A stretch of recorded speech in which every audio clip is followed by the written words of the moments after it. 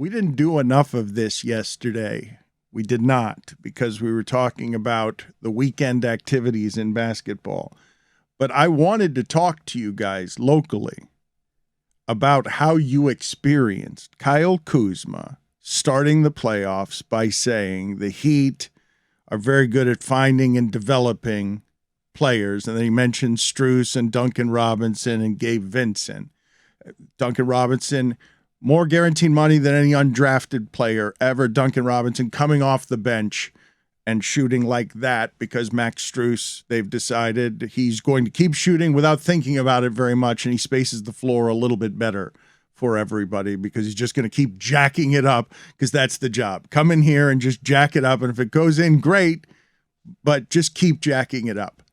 That LeBron James would then co-sign that with facts and co-sign it with they do a good job of that down there. I'm just curious, as people who have learned to love this time of year in basketball, at least because of where LeBron ratcheted the stakes here, you experience that how? Because I had the visceral reaction of like, really? You learn this now?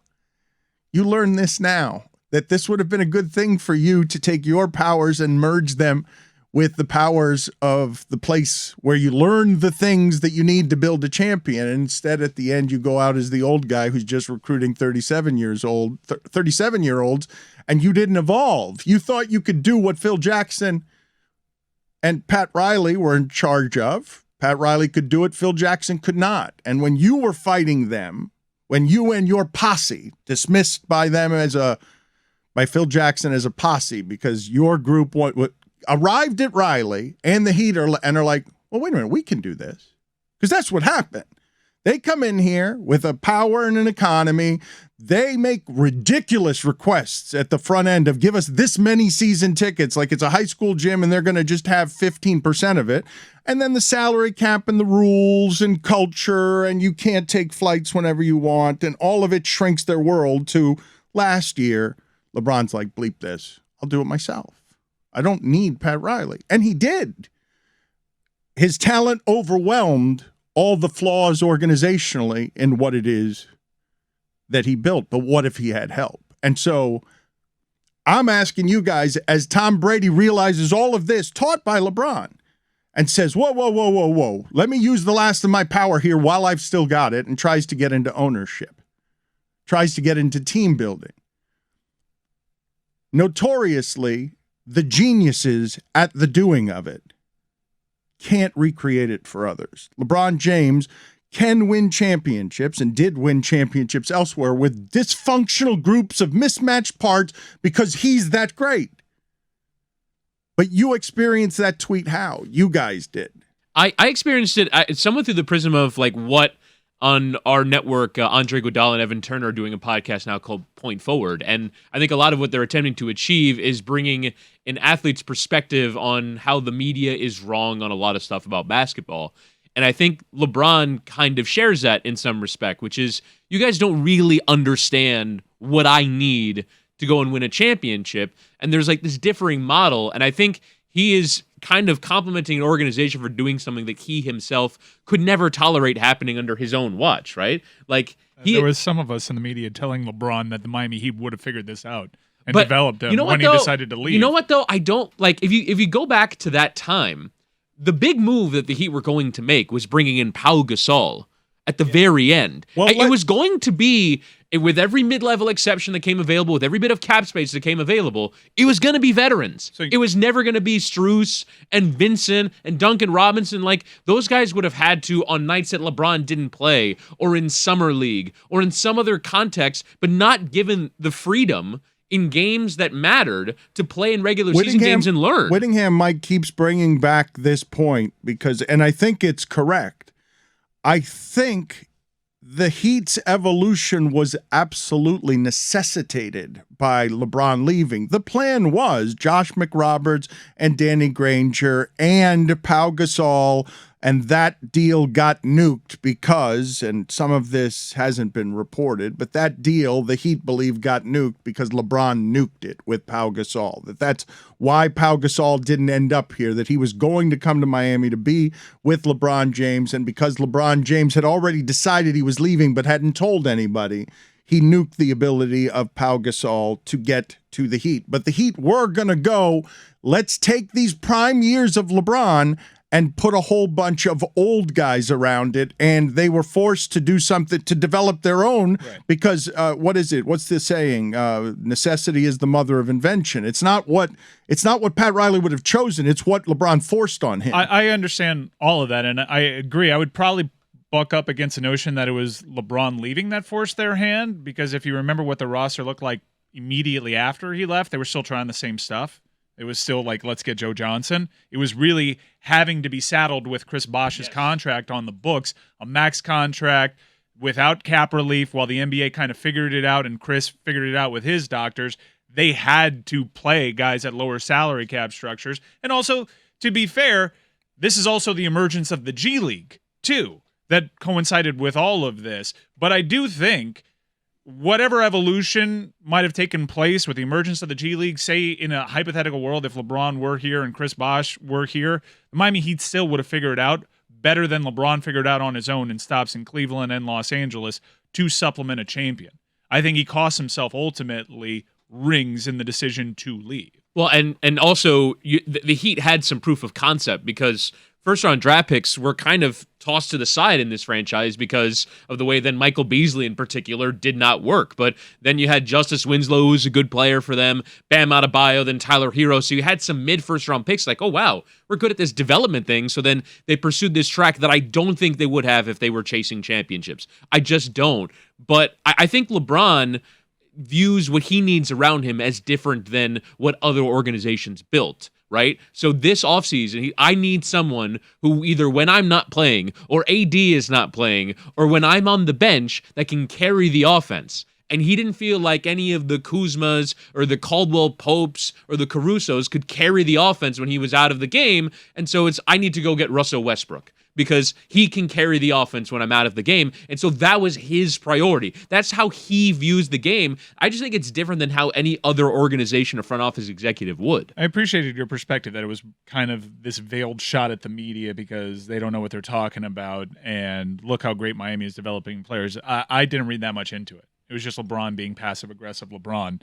And it was him lacking in such self-awareness that he talked about player development and championed the cause while quote tweeting one of the young players that continued to develop that he jettisoned for Russell Westbrook. He lacked that much self-awareness that he was trying to make a point about how important player development was that he didn't even see that he was co-signing a 6'9" wing that he won a title with because he preferred Russell Westbrook. Okay, but let's talk about architecture here, because you say he lacks the self-awareness, and I would say that LeBron James had reached such a level of genius, a genius that probably he's thinking to himself when he sees a guy who gets triple-doubles and wins an MVP in Russell Westbrook. My guess is that he sees a basketball player that he considers, if not a peer, somebody in the rarefied air where he's allowed to exist. And he says to himself, you know how I'm going to age? I'm going to get Anthony Davis, and then I'm going to get old guys who can carry the team. Westbrook will star so that I could get load management without getting in trouble with the league and everyone else because I'm sitting out 25 games because my body needs rest and because 19 years of this is absurd. No human body in basketball has endured this for 19 years, this burden, this load. And now he builds at the end something that's very player-friendly to him as a player. In his vision, in his likeness, this is him breaking away, seceding from the union of Pat Riley, doing it his way, and succeeding twice. So you could say he should have won more championships, and I can tell you he almost only won one here and would have made what you were saying yesterday about Boston seem a little bit laughable because LeBron came a shot away from winning one here because it's hard, and you dismissed the Celtics because Pearson, Allen, and Garnett only won one, but they were against LeBron and Kobe at the center of what those 5 years of basketball were when we were like, what's the best in the sport? And it looked like Boston. It's not a fair extrapolation, too, because I would just buck up against that, too, and say, but he made it to the finals 4 years, and he had a legitimate shot at the title, whereas in Cleveland, there were some teams where you're looking at the landscape of the East, and, wow, this is such a diluted East that you're taking a worse Cavs team to the final. You could have very easily had none away from the Miami Heat. Draymond Green doesn't get suspended. If Anthony Davis doesn't all of a sudden become deadlift shrimp from the outside, inside the bubble, and Bam Adebayo and Goran Dragic don't get hurt. I think ultimately Miami got the best of LeBron James. It is also... Hold on a second, Mike. It was also because it was the best LeBron James. That was the true prime of his career. I just got a waft across the back of the room. Billy made a face as if something smelled very bad. And He just wrote off 2 championships that LeBron won and said he could have won 0 away from the Heat. He said he could have won 1. The Lakers won 0 on the Heat also. Yeah, no, I understand. I'm buying. He won as many game. away from the Heat as he won with the Heat. I'm buying into the game. Yeah, but he won 2 with the Heat in 4 years. Look at how many years it took him to win the same number.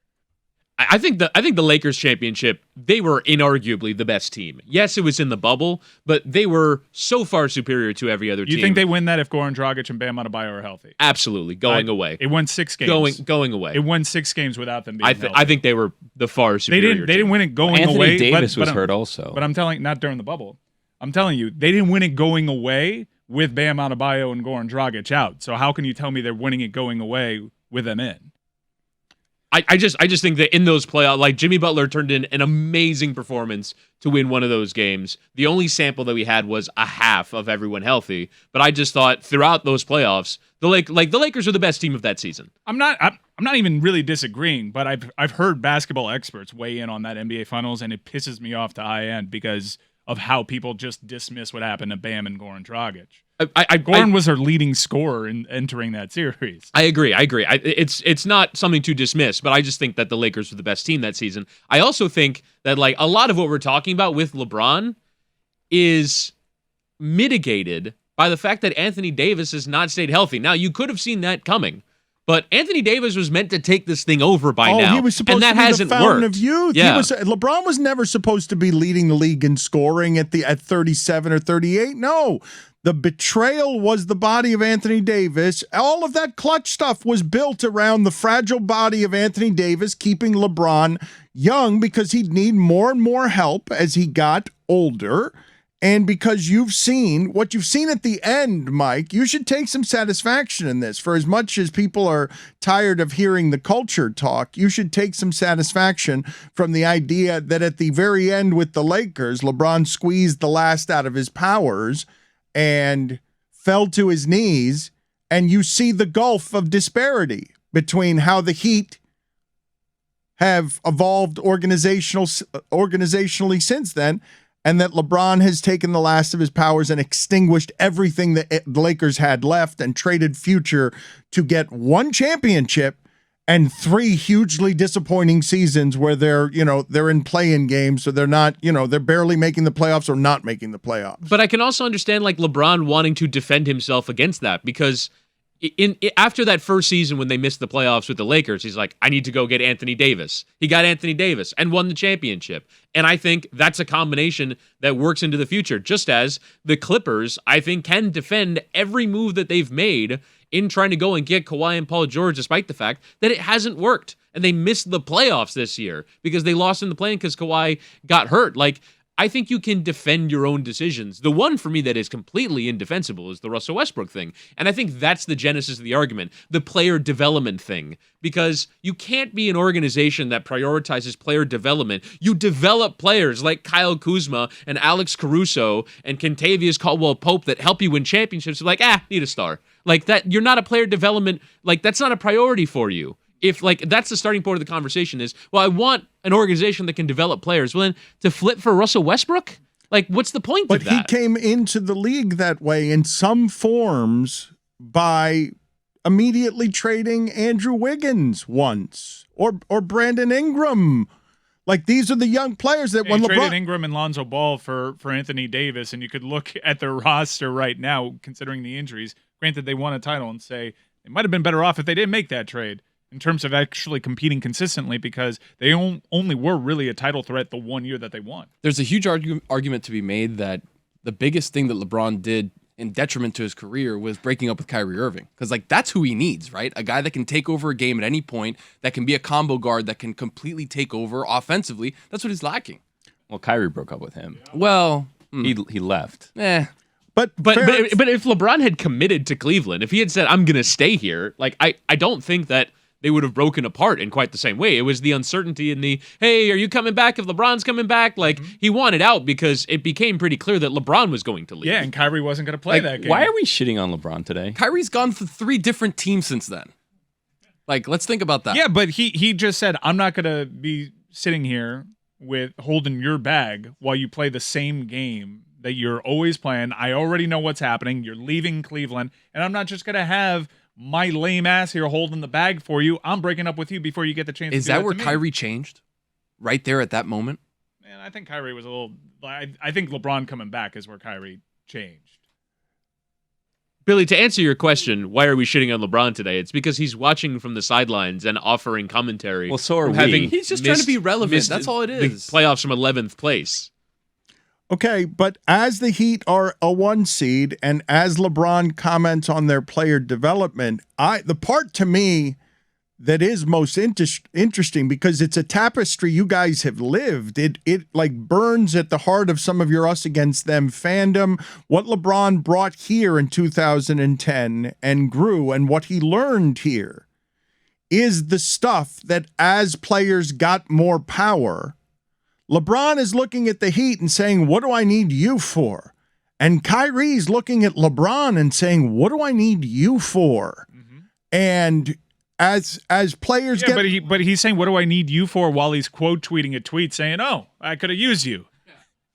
but both of them, Kyrie can now look at what's happened the last 5 years and say, man, if I just kept it together with LeBron, maybe we could have written it out. I don't have any regrets. Or LeBron can look at it and say, at either of the stops, he could say, man, maybe I should have just tried to build something with Kyrie in Cleveland and shared the team with him there. I don't know where the regrets may lie here. I'm just finding more interesting the architecture of it, that these guys, as you saw them grab at the power in the league, you saw what they did with it, and Kyrie ran with Durant, and Durant was second place the whole time to LeBron, and LeBron built what he built because Boston had what they had, and he couldn't get past it. And like, you've seen the power of the league change within the power dynamic of those relationships. I'd like to answer Billy's question, like, why are we shitting on LeBron right now? We're talking about LeBron right now, and I find it infuriating because we're just doing the ESPN thing of talking about the Lakers. You guys on brought the this local up. hour. Don't talk about him. I didn't bring it up. Why are you even upset with LeBron for complimenting the Heat? I don't understand.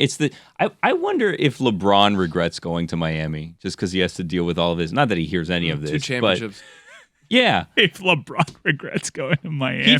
I'm going to say this, and this is going to be very unpopular. Heat fans didn't deserve LeBron. No one does. Heat fans did not deserve LeBron. No one James. does. Who deserves him? No one deserves LeBron. Who deserves not- LeBron, Billy? Tell us. Knicks Tell us. fans. Real basketball. Wow. You know what? He's got a point. Imagine if he would have imagine done all this in Billy New Barry. York. Imagine if he would have done all this in New York. He'd still What, be miss there. the playoffs like they Can just you did? hang on a second? Let's envision the scenario where in 2010, Well, because LeBron here's the James thing. goes to the Knicks, wins 2 championships in 4 years. Imagine the amount of credit that Knicks fans would be taking for the subsequent 15 years for everything that happens with LeBron. Maybe he or wouldn't the have left. Maybe he wouldn't have heliocentrism of left, making yeah. everything about themselves afterwards. He might have stayed in the Mecca forever. You know, he may have not. He may have never left. Despite having the opportunity to go to the Mecca every time and deciding against it, he Didn't might have fit. never Yeah, left. the timing was just off. You know. Billy, you asked the question. Of I'm just saying. Everybody's like, oh well, he couldn't have done it without the Heat. It's like, well, I mean, in 2010, he could have gotten anywhere with 3 people and could have done it in any uniform. that I thought was the brilliance of the joke of putting up billboards in Akron, Ohio, telling LeBron, you're welcome.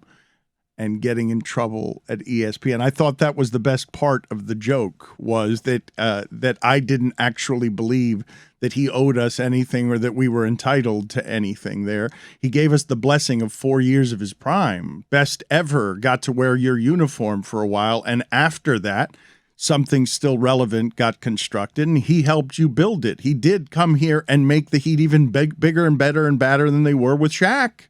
Like, he came and lent his stardom to this sport, and there was great bitterness when he left, but there was also gratitude because this city is filled with mercenaries, and we were blessed to have him be one of them in our city, make us basketball matter like this city has never mattered at sports in anything, not even those old Hurricanes. But realistically, had LeBron not come here, the Heat would have one championship in 2006, and that's it. No. What do you mean, no? What I'm saying is they had a pretty good plan without LeBron James. Chris Bosh was already locked in. They won in 2006. By the way, they retooled and made it to another NBA Finals against LeBron James. So, no, I don't think... And they didn't win it. So they wouldn't have won that championship. It's very easy to say that one of the most successful franchises since you've been alive wouldn't make it to the finals with the 4-year blip on the radar that was LeBron James. But trust me, I feel pretty confident that the Miami Heat would have fielded ultra-competitive teams. And if they didn't have LeBron James, they'd be designing teams to go at LeBron James and do what Keith Bogans and Derrick Rose couldn't. Mike, you need to calm down again. But neither could they. They've never beat LeBron James in a finals. They've only played LeBron James in a finals once. They were going to go through him in the East to make it to the finals. They were going to beat him in the Eastern Conference Finals really, and make it to the finals without him. I really, really hope to God that Chris Bosh never got ill, and we got to see the Goran Dragic, Dwayne Wade, Chris Bosh, Hassan Whiteside team that was a team that we all got really excited for, that we thought had a shot against LeBron's Cavs. Unfortunately, blood clots happened, which I think is also a pretty big deal when you're over here saying that the Miami Heat wouldn't have won a title if it weren't for the LeBron James years. What I need to get back to, though, because, Billy, I don't think that you're wrong about this, and I do believe that Mike's fervent passion for this team that is unreasonable. You've already seen, if you think the last couple of days are annoying. Well, that's an asinine take. This is the local hour, and allow me to give the Homer perspective. You bet your ass the Miami Heat would have gone to NBA Finals if LeBron James didn't spend 4 years down here. You bet your ass they might have made it if Chris Bosh stayed healthy, again, with that very same core. Well, wait a minute. But what would those years have been? Billy, you're 2010 to 14, they would have made it to the NBA Finals when LeBron was playing elsewhere? Where's LeBron going? No, but the question is, where is Wade and Bosh in the scenario? Wade and Bosh are already locked in. Yeah, but that was a package deal, the But what three if of on them. July the 1st they decide we're all going to Chicago? Look, it's getting reported afterwards because of the Olympics and the bus. They were all nervous when LeBron did the decision. They didn't know. And Chris Bosh has told us in this studio that he was coming here no matter what. So I'm not going to have this whole, it was a package deal, like crazy conspiracy theory. They had a team with Dwayne Wade and Chris Bosh. What? Are you trying to tell me with a straight face that Pat Riley would struggle to get free agent commitments? He got Jimmy Butler with $0 cap dollars. Come on. What are we doing? Billy, I'm with you on this. You can't just assume, because he threw Hassan Whiteside in there real quick as part of his championship plans. I've got forgetting the score twice in the finals in that team scenario. Twice I've got Hassan Whiteside forgetting the score and having a 2 J.R. Smith moment. So I mean, the clots ruined this more than LeBron leaving. Well, this is I'll get to that in a second, because the history of this is fascinating, because this is where power and money collide as well, because Chris Bosh got his money and then there was not enough left for Dwayne Wade. At the moment of crisis, when LeBron left as part of the construction of this, Dave fucking Blatt. You got Dave Blatt beating Eric Spoelstra with Dwayne Wade, Chris Bosh, and Goran Dragic. Are you out of your goddamn minds? David Blatt. No, that first season the Heat went 37 and 45. I'm telling you, the Miami Heat figured this thing out. They Mike, just did, Mike, guys. They're the 1 seed right now. What are we talking about? I am not. They're the goddamn 1 seed right now. They had $0 cap dollars. They retooled after Wade's retirement, after the blood clots, after LeBron decided to leave. LeBron's on the OLI. LeBron's tweeting about us. Well, we're the goddamn 1 seed. With and you 2 have rings. And you have the nerve. The Heat. You have the nerve to tell me that the Miami Heat wouldn't have been there independent of him? Come on, man. What are we doing? I think they would have, but you have to acknowledge that You think they would? They were. This pattern of They success were. has also been balanced by patterns of were. mistakes as well. What? This is a You team, think that they were? This is a bold team. Take, Chris Whittingham. They were in the NBA Finals 2.5 years ago. They Bold take out of you. They gave $210 million to Hassan Whiteside, Yeah. James Johnson, and Dion Waiters. here's what- They him went leaving- 17 and 65 LeBron. with Dwayne Wade. Yeah, you know what? That's where LeBron and the Klotz really messed us up because Champ Pat choosing. Riley was just feeling that and was hungry, and he made desperate moves. Thank God we got out from that because it set the franchise back, absolutely. But what I'll say is Pat was ready to go after LeBron left. Klotz ruined it all. But it was they Klotz. had some of the best Dwayne Wade years in 07, 08, 09, and 10. I can't believe this. and like couldn't get out of the first round. No, those were bad teams. You know why? Because they were setting up their cap flexibility to get guys like Chris Bosh and LeBron James. But if LeBron, That's why we but- had the ghosts of Jermaine O'Neal trotting out there. But what and we if- were all talking ourselves into Dorell Wright. But what Some if of they the, didn't get them? I don't understand what this is. Okay, I'll tell you what I don't this understand is. what this is. I've got a couple of things that Just need- dismissing two top 15 NBA coaches of all time, perhaps the greatest basketball executive of all time, and saying that they wouldn't have done anything without LeBron James. Are you kidding me? They were just they're the 1 seed right now. Mike. They're This not is- going to win the championship this All right, year, Billy, you honestly. need to settle down, Billy. You need think they're going to settle- win the championship this Billy, year, Dan? no, this is the problem. Dan, I don't think that honest they're gonna answer. win Do you the think they're title going to win the this year. title this year? Before I get to my honest don't. answer on that, that's I not think they got a unfair. really good shot at winning the title. I think that they can. I like them to win the East, but I don't think that they'll win the title. I think Phoenix is ultimately a little bit better. I'm curious to see how that series plays out, but that's not what we're talking about right now. We're talking about hypotheticals, and I think the Miami Heat could have matched 2 rings, the 2 rings that LeBron won if LeBron never came. The reason I need to get you to settle down is because we are 2 games into this. We're 1 game into this. The second one is tonight. And you already are making points that are unhinged about championships that would have been won long ago. And you're saying, trust me, and I'm telling you, and you're aggressive, and it's just very early. You did this. Don't do the trick where you talk in a soft voice and try to pretend like you didn't like this fuse. You did this. You did this to me. No, you put baby in a corner. Not- you got him saying the Knicks deserve it. not- This is you're coming at Mega, me. man. I did. You got your shivs out and you're backing me into a corner. I will cop to. I was chill. I will cop I want to. to talk about the President's Trophy. Okay, we'll get to that in a second. I want to talk about Inter Miami versus Miami FC tonight. Okay. At the Rick. We'll get to that in a second as well. We won't. We're just going to No. do the thing where we talk No. about the Nets and the No. Lakers No. because we're incapable of thoughtful basketball No, analysis. I'm going to do it right now, okay? And we're also going to do the thing where we talk about the last 12 years of Miami being relevant, the 4 that started with LeBron and the thing that makes you rabid right now. But Billy, you asked, why are we shitting on LeBron today? Was the original question, and it was a good one. And you then blamed that on Mike, and Mike said, that's not my fault. I didn't bring it up. No, I did. All of you brought it up. Well, no, I started the show with it 25 minutes ago. Do you think the Heat are going to win or not? Because we're sidestepping No, this but question. when you ask why are we shitting on LeBron is because this conversation, what just happened in the last 25 minutes, I miss it so much. We lived here for 4 years, You're just rekindling an old flame. screaming at each other's faces. I was with Laz and IT talking about how we were going to do positionless basketball, and they moved me around in the paint. We figured out plays. They were 9 and 8. LeBron bumped Spoelstra 17 games in. I miss it so much. LeBron, I miss you.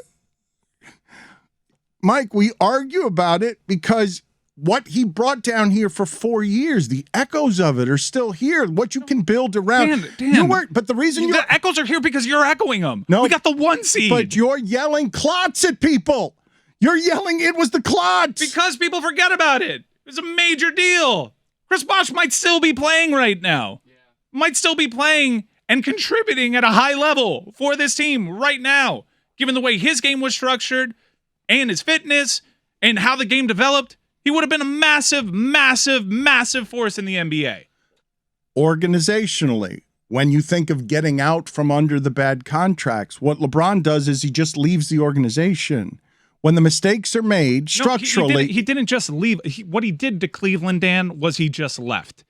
People always omit what it took to get LeBron over here. Because LeBron went back on his word, asked for additional years he was opting out of anyways, and Miami had to trade first-round picks for Bosh and first-round picks for Cleveland. So what he did was he made Miami help rebuild Cleveland. He just left Cleveland. And when people ask what ultimately is my problem with LeBron James, number one, with a bullet, is that he left. And he took that away.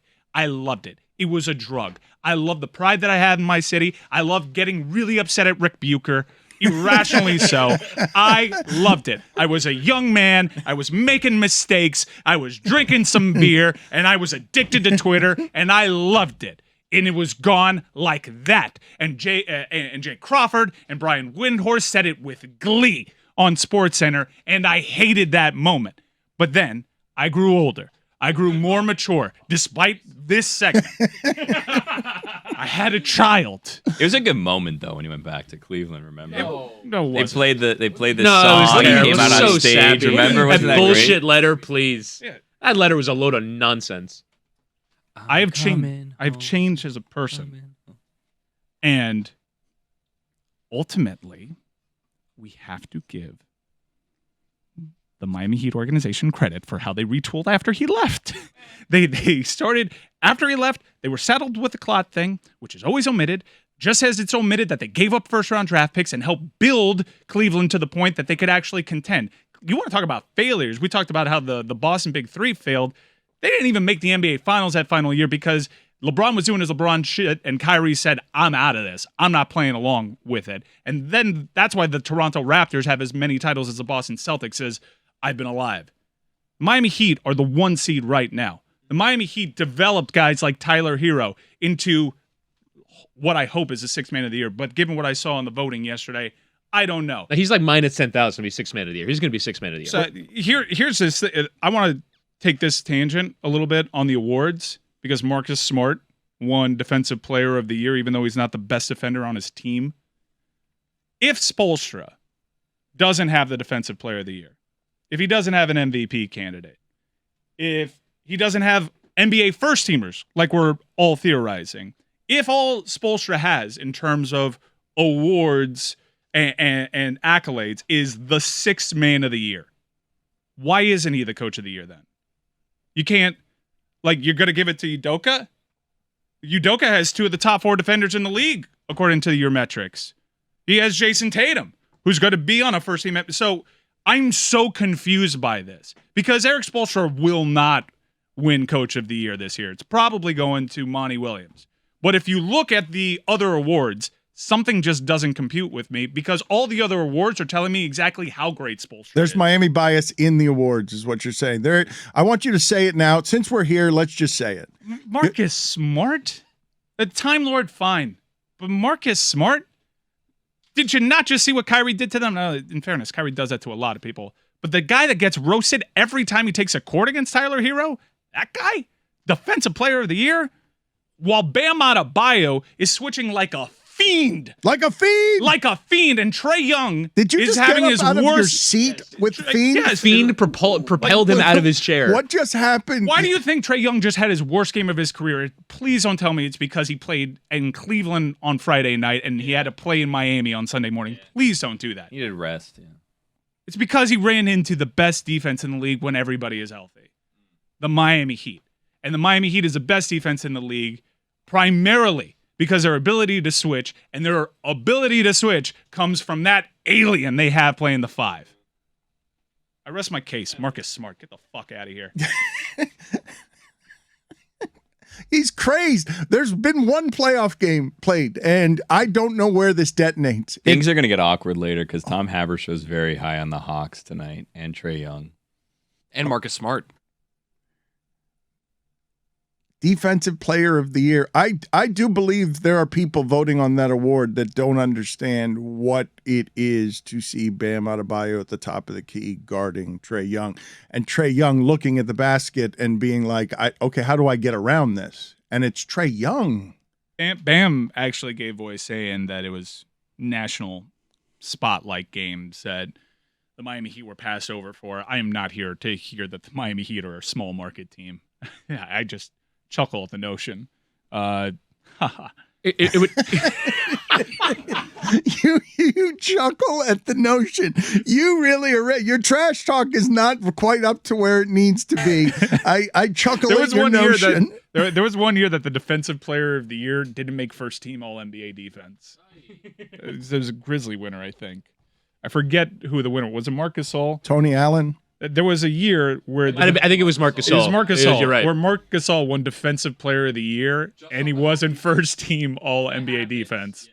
That's all you need to know about that award. But getting mad about the awards is something that I felt was dormant in you, Mike. It has been resuscitated. I don't believe they gave Marc Gasol, cement-footed Marc Gasol, a Defensive Player of the Year because he shuffled his cement blocks for feet 3 feet out of the key to put a hand up. Are you watching what Bam Adebayo is doing? That is funny to think about now. Marc Gasol seems like, if you watch Bam Adebayo play, it really does seem like Marc Gasol is from another time, prehistoric defensively. Mike, you can't tell me evolution happens that fast, that Bam Adebayo in our lifetimes, that we can evolve as a basketball species from the primitive man of Marc Gasol being the caveman from the past, getting Defensive Player of the Year award with Stone Age blocks around his feet. Right. That was not that long ago. This was 9 years ago. And I don't mean to dismiss Marc Gasol was an excellent defender, but he got that award based on reputation because he played on a team that had a very good defense, and his help defense was essential. But he wasn't doing what Bam Adebayo was doing. Do it this way. Back-to-back years, Dan. Do it this way. Marc Gasol and Tyson Chandler won Defensive Player of the Year. Both of those players weren't on first-team All-NBA defense. It is a garbage award. You caring about the awards is funny. I just want to now imagine Marc Gasol. I care about credit, Dan. I care about credit. I get mad when Billy tries to take our credit away. I get mad at you when you co-sign it. I get mad at you when you start with LeBron James. And what's a local tether? Because he had the gall to talk about our Miami Heat while he was out of the playoffs as an 11 seed and we're the 1 seed. On the couch. He's complimenting the Heat. He was. What if he were to come back? Like, this is his way to kind of start to make amends. I read that tweet and I'm like, I'm not taking part in your game. I know exactly what you're doing. You're trying to take out 2 birds with 1 passive aggressive stone right now while quote tweeting Kyle Kuzma about the Miami Heat while you're trying to express your dissatisfaction with the Lakers. We all know you're going to end up wherever Bronny goes. We all know that you were trying to make All-Star game in Cleveland all about your triumphant return over to Cleveland. I don't know where this goes, but I don't want any part in it. We're fine without you. We're fine without you. You wouldn't take LeBron. I would trade Jimmy Butler right now for LeBron James.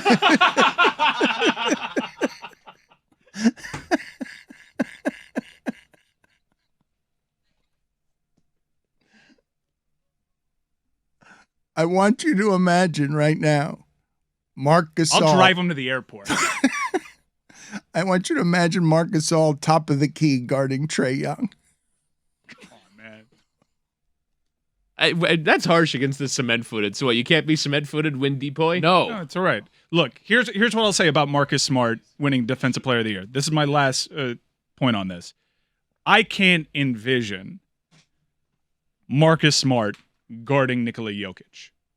I can't. What happens when Marcus Smart guards Nikola Jokic? He ends up in his stool. Yeah, gets cooked. Like most people get cooked when they're guarding Jokic. Except for Draymond. Can I envision Bam Adebayo on his switch being isolated at the top of the key guarding the likes of Steph Curry and Kyrie Irving and Trae Young? Yes, I can.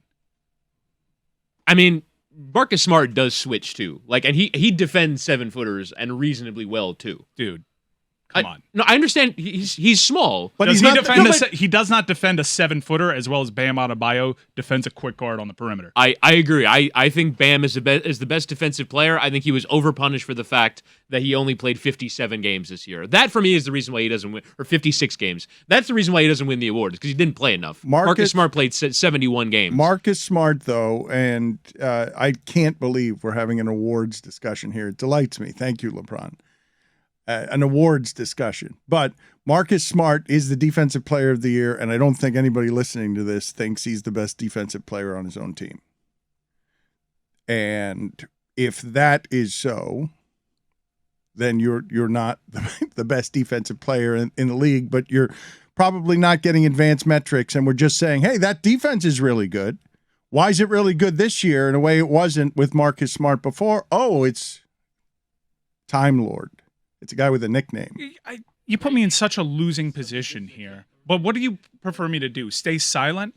You have you and Billy and even Chris Whittingham over here all just siding with LeBron James and no one caping up for the Miami Heat organization during the local hour. It's embarrassing. When have I ever caped up for LeBron James? Just did. I said the Russell Westbrook thing was disaster. Yeah, that's the only thing you took away from him. It's just No, by you the back way- me in a corner, No. and when the claws come out from the kitty cat, you're like, "Whoa, calm down, Mike. What got you to this point? You knew exactly what you You were were doing." screaming clots at me. The Heat validated themselves when they made the finals 6 years after LeBron left. Period. Thank End you. of story. Thank you. And Bubble that gods. finals Thank run you. in particular, it wasn't a fluke finals run. They beat the shit out of everyone in the Eastern Conference that Thank you. season.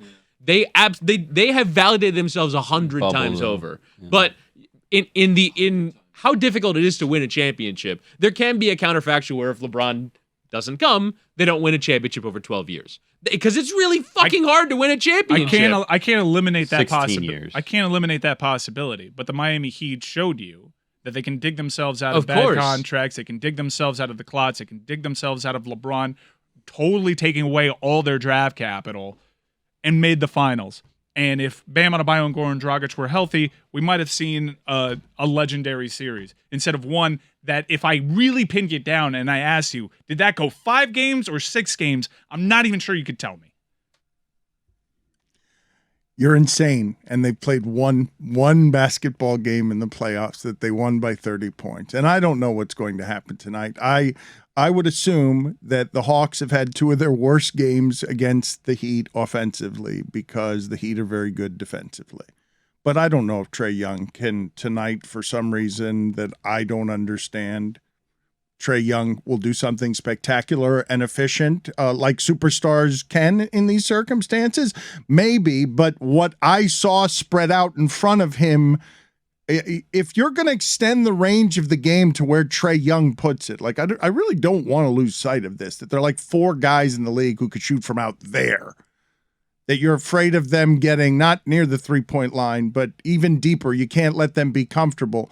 For the Heat to spread out on switches in a way that make his life a web of difficulty before he's arrived at the 3-point line, I don't know if they can snuff out a superstar like that, but if they can, then Bam Adebayo is the defensive player of the year. Like if they snuff out Trae Young and he looks this series the way that not like that, because he's not going to look like that, but whatever, 7 for 24 and just not efficient, but has to keep shooting because he's their best option, because Capella's not out there, because they're limited, and they are limited. Capella matters.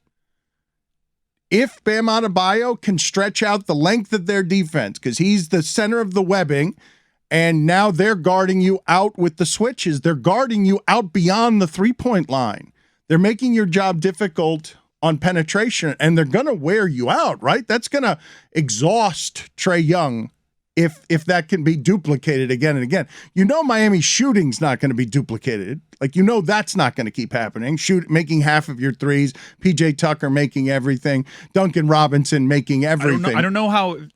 I think Atlanta's offense bounces back tonight just because it can't possibly be that bad, no matter how good Miami's defense is. When I look at Atlanta without Capella, how are they going to stop Miami's offense?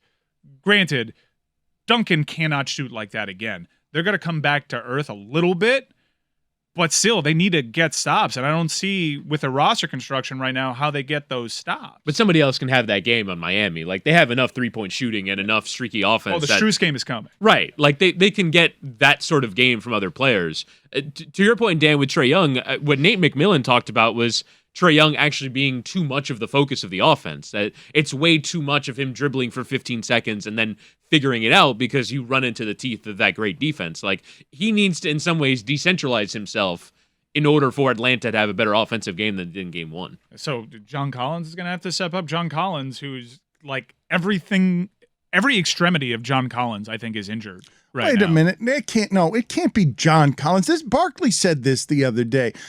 When I hear Ben Simmons practicing, like, I don't know why anyone would assume that John Collins could parachute out of the sky after not playing for a month with all his body parts hurt. And then all of a sudden, ladies and gentlemen, ta-da, here's great scorer who's going to be faster than everybody else.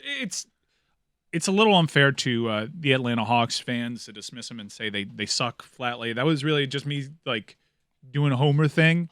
The Capella injury is a big one. If you look at win shares, he's their second most important player on that team. Lou Williams would help. Street clothes.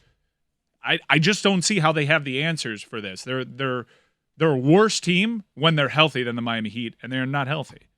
Do you realize, though, how this will be viewed nationally? And this is some of the Miami that's baked into your award bias. It'll become, because it's a star-driven league, and Atlanta's the team with the star here.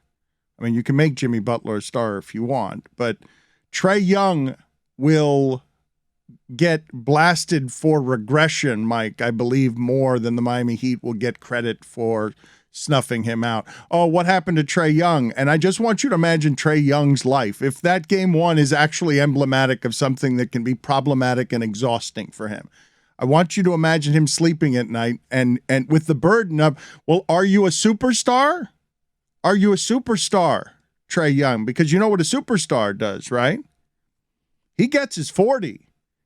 And I'm looking at it and like, how is he going to get his 40?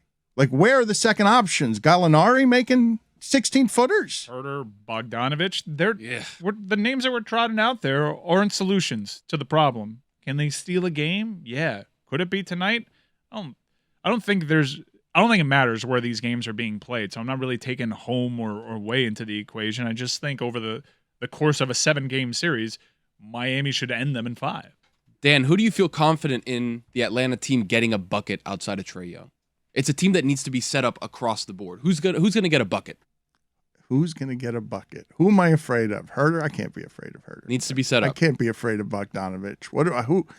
Who do I need to be? I need to be afraid of Trae Young, but who's the second guy I need to be afraid of? They trotted out that Frenchman the other day. His name barely fit on the uniform. It went all the way to, like, it was a parabola of letters. Timothy Luwawu Cabarro. I'm like, is that the option they're going with? I don't know much about his game, but I can't believe how the letters they fan out on the back of his uniform. It was funny to watch. It went from one waist to the other. Yeah, it's probably the longest hyphenated last name in the NBA, right? Gilgeous-Alexander's got to be longer. Oh, good shout, SGA. The Frenchman. I don't know what. I saw D. Gordon pitching the other day, and he is no longer going by just Gordon. Yeah, he was pitching. It's a long story. Why is he pitching? It was a blowout. Yeah. He came in. Oh, gotcha. Yeah. So his name now on his uniform is Strange Gordon? Yeah, it's his mother. Like Doctor Strange? Like D. Strange Gordon is going by his mother's maiden name hyphenated Gordon, and it goes from like one lat to the other, like one love handle to the other. Because he's also of small frame, right? So it's uniform. It's a small jersey, And they don't change the size font because it's D. Gordon.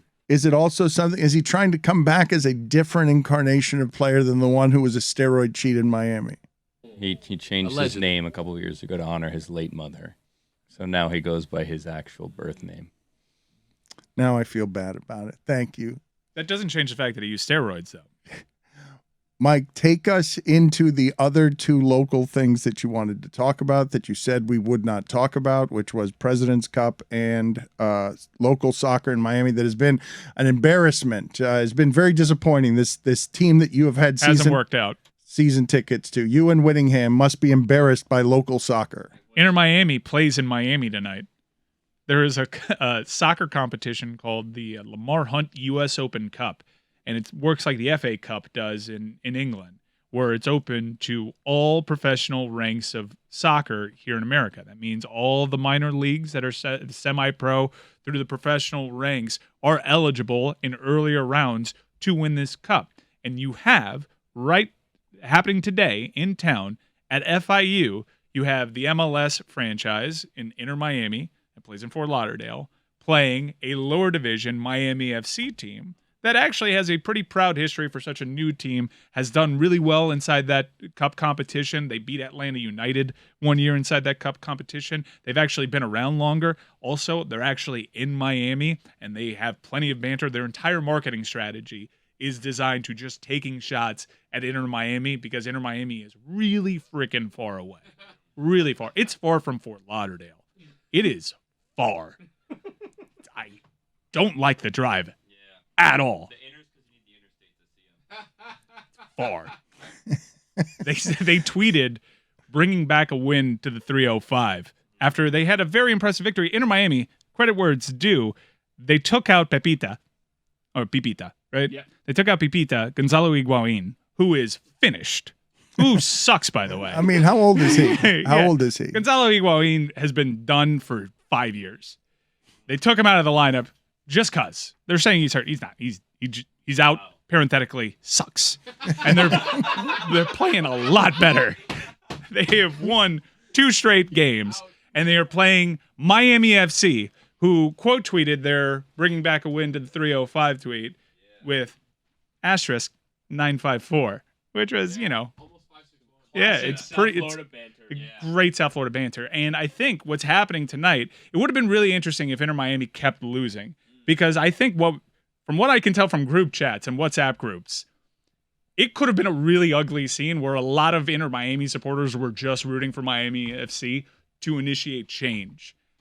If Inter Miami lose to this minor league team, it'll be the single most embarrassing stain on a franchise that has got a lot of stains. I mean, they might as well be wearing the Brooklyn Brawlers shirt. They are covered in stains right now. And even though I'm an Inter Miami supporter and I love the project and I can't wait for them to actually be in Miami, I'm rooting for Miami FC tonight. Wow. Yeah. I'm rooting for the orange and blue because I think that'll be the agent of change this franchise desperately needs. Mike, I hate when you get like this. When I start cheering for USF to fire Randy Shannon, when I'm rooting on FSU to convert 4th and 14 to get Manny Diaz out there, this is a sweet spot. This is, if they win, they win. But if they lose, I win. Okay. And then of course the President's Cup, because the Panthers are annihilating everybody. We worried about them It should be noted that Chris Whittingham works for Inter Miami right now, is looking at me in part disgust, but there's a part of me that wants to live in an alternate universe to get his real, true, honest supporter feelings on what would happen tonight. If you could take a treetop view, would a loss to Miami FC ultimately be good for the Inter Miami franchise? I love that question posed to an employee of that is an impossible spot. I'm not even going to ask you that direct question. Can you foresee the scenario that I'm painting that Miami FC beats Inter Miami, first and foremost? Can you see that happening? Yeah, it's a single elimination cup competition that they're playing away from home. Also, Inter Miami, not very good. Perhaps. If Miami FC beats Inter Miami, could you see a scenario in which that is wholly embarrassing for the franchise and it throws it into upheaval? I don't know about upheaval, but it would be embarrassing just because of the nature of the local rivalry. I actually tonight have to put on my neutrals hat because I'm calling the game for ESPN Plus. What color is that? And so my neutral hat is gray. It's just a blank gray hat. I believe I was trying to protect you from something there, and I think that you could probably slalom course through this. As someone who is a journalist and a professional broadcaster and ESPN Plus and a prodigy and all these things, how do you navigate what Mike Ryan is saying, which is, Mike, why are you enjoying putting Chris in this position? Is that what you're enjoying? There's no right way now? he can be neutral tonight. You need to remember where your bread is I buttered. believe Whittingham can indeed be neutral. No, he can't be. He cannot be critical of the team that he's the broadcaster for every other day. You need to remember that. But it doesn't necessarily have to be critical. It's just providing a fact-based analysis and presentation of the game. All right, you're neutral now then. Yeah. Do they suck? They've won their last 2 games. Mm-hmm. They're climbing up the basement of the Eastern Conference. The defense rest. And, they're taking on a broken Atlanta team on Sunday. They could potentially exit the weekend with 3 wins on the trot in Major League Soccer, climbing towards the final playoff spot. I have never had this kind of situation in my sports fandom where I actively hate the team that I support. The entire time. You've had it. You've had it. I'm just driving up there the and I'm best. just like holding the wheel so tight. I'm like, I hate this goddamn drive. If I see Gonzalo Higuain out there, I'm gonna die. You hear me? I'm gonna just die. If I see him on the team sheet, I'm gonna die. Billy, you say it's the best? Hating your team is the best? It's the best way to cheer for a team. How long yeah. have you done that for with the Marlins? What are we by now? You're 30?